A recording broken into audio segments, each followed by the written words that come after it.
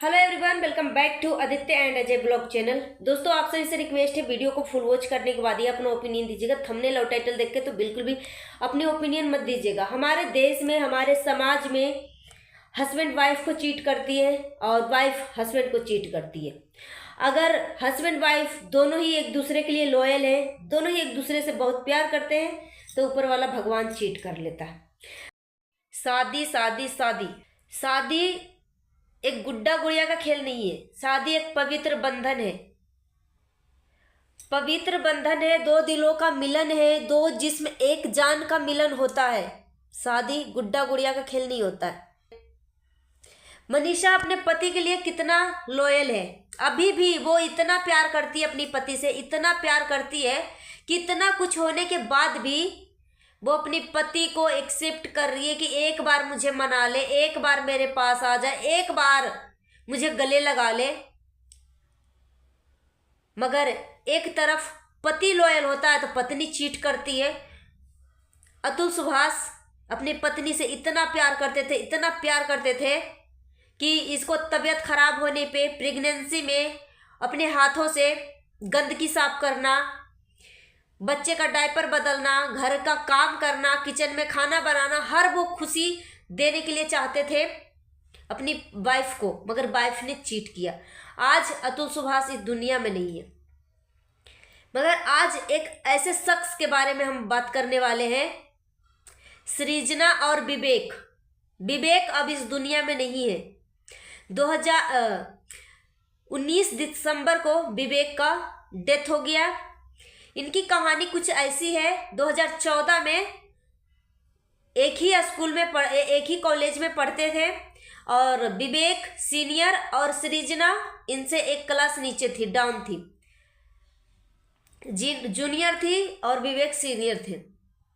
मगर 3 से 4 साल के बॉयफ्रेंड गर्लफ्रेंड के रिश्ते से उसके बाद वो शादी के बंधन में बंध जाते हैं, हस्बैंड वाइफ के रिश्ते में बंध जाते हैं। 2020 में वो दोनों शादी कर लेते हैं और शादी से इतना खुश रहते हैं, दोनों इतना खुश होते हैं कि एक दूसरे के लिए जीने मरने की कस्में खा लेते हैं। फिर उसके बाद आगे की पढ़ाई कंटिन्यू करने के लिए दोनों की सहमति होती है और बोलते हैं कि हम दोनों एक साथ सक्सेसफुल, एक साथ आगे बढ़ेंगे, एक साथ कामयाबी की सीढ़ी पे चढ़ेंगे। और 2020 में शादी करके अमेरिका चले जाते हैं पीएचडी की पढ़ाई करने के लिए, डॉक्टरी पढ़ाई करने के लिए। मगर कुछ ही टाइम में विवेक का सर में दर्द होता है और वो जब इलाज के लिए जाते हैं तो फर्स्ट टाइम इलाज में डॉक्टर बताता है कि विवेक को ब्रेन ट्यूमर है, ठीक है, तो ऑपरेशन होगा तो सब कुछ ठीक हो जाएगा। मगर फिर विवेक का हालत दिन प्रतिदिन खराब होते जा रहा था। दवा लेने के बाद भी विवेक का हालत इतना खराब होते जा रहा है कि सर फट रहा था, सर में इतना दर्द हो रहता था कि जब दोबारा से इलाज के लिए जाते हैं दोनों, सृजना और विवेक, तो एमआरआई, एक्सरा जो भी है, सीटी स्कैन जो भी कुछ भी है, करवाने के बाद में पता चलता है कि विवेक के सर में कैंसर है। अब डॉक्टर जो है 6 महीने का टाइम देता है कि अब विवेक के पास जिंदगी के लिए 6 महीना ही है।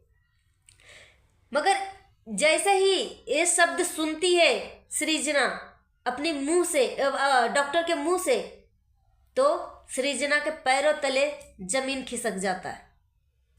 कोई भी औरत हो, जब हम अपने पति से प्यार करते हैं या पति हमसे प्यार करते हैं, दोनों एक दूसरे के लिए जान देने तक ही तैयार रहते हैं ना, जब अचानक से ऐसा मूवमेंट आए तो क्या बीतती होगी। मगर फिर भी ऐसे घड़ी में भी सृजना अपने पति के दायां अंग बनकर रही, बिल्कुल भी नर्वस नहीं होने दिया, हमेशा सहारा बन के रही। और विवेक को पता चला कि मुझे कैंसर है, तब विवेक बोलते हैं कि मुझे कुछ नहीं होगा, मैं कैंसर जैसी बीमारी को हराऊंगा। मगर आज जो है कैंसर जैसी बीमारी जीत गई और सृजना हार गई।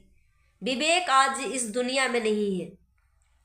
मगर सृजना ने ऐसे हालत में भी जब डॉक्टर ने जवाब दे दिया कि 6 महीना ही बाकी है, फिर भी सृजना अपने पति का, विवेक का जन्मदिन मनाती है, होली मनाती है, हर वो फेस्टिवल मनाती है, अच्छे से ख्याल रखती है, ब्रश करवाना, कपड़े नहलाना धुलाना, मतलब हर वो केयर। जैसे एक छोटा बच्चा जब पैदा होता है ना, तो इसकी डायपर चेंज करना, हर वो चीज कर रही थी अकेले। ऐसी पत्नी आज के भी समय में ऐसी पत्नी होती है। अगर एक पत्नी, एक औरत अगर नालायक निकल जाए या एक आदमी नालायक निकल जाए, तो इस दुनिया में एक औरत के वजह से सभी औरतों को एक तराजू में नहीं बैठाना। इस कलयुग दुनिया में भी सीता जैसी औरतें अभी भी है, और इस दुनिया में राम जैसा आदमी भी है। ना सभी औरतें एक जैसे होती हैं, ना ही सभी मर्द एक जैसे होते हैं। तो सब कुछ जानने के बाद भी वो छोटे बच्चे की तरह केयर कर रही थी। सृजना के ऊपर दुखों का पहाड़ टूटा है।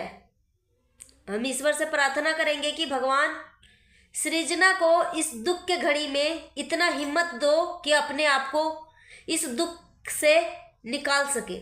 मगर आपको एक बात और सुन के हैरानी होगी कि वो माँ बाप का दुख तो है, बेटा जाने का दुख है, मगर वो माँ बाप का 2 बेटा होते हैं। 2 बेटा होते हैं। विवेक बड़े बेटे थे और एक और छोटा बेटा था। छोटा बेटा का एक्सीडेंट से डेथ हो जाता है और बड़ा बेटा का कैंसर से डेथ हो जाता है। अब वो माँ बाप के पास दोनों बेटा में से कोई बेटा नहीं है पास में। वो माँ के ऊपर, वो पिता के ऊपर क्या बीत रही होगी, हम सिर्फ महसूस कर सकते हैं। तो भगवान किसी किसी को इतना दुख देते हैं ना कि सच में मजबूर कर देते हैं। वो माँ बाप अपने बच्चे को पढ़ाया लिखाया, लायक बनाया। अगर बचपन में पैदा होते ही अगर डेथ हो जाता है ना बच्चे का, तो माँ बाप को दुख होता है। मगर जब जवानी में बच्चे को पालन पोषण करके, जब माँ बाप मन में, दिमाग में, माँ बाप जब सोचने लगे कि मेरा बेटा आगे का बुढ़ापा का सहारा बनेगा, और वो बेटा इस दुनिया को छोड़कर, वो माँ बाप को छोड़कर अलविदा कर देता है इस दुनिया को, वो माँ बाप जीता जी मर जाते हैं। मगर मैं ईश्वर से प्रार्थना करूंगी कि विवेक की फैमिली को, माता पिता को इस दुख के घड़ी में हिम्मत प्रदान करे और विवेक पन्नेगी को अपने चरणों में जगह दे। ओम शांति। और क्या बोलूँ, बहुत ज़्यादा दुख हो रहा है कि अगर पति पत्नी दोनों एक दूसरे के लिए लॉयल होते हैं, दोनों एक दूसरे को जान निछावर तक तैयार रहते हैं, जब दोनों एक दूसरे को चीट नहीं करते हैं, तो ऊपर वाला चीट कर लेता है।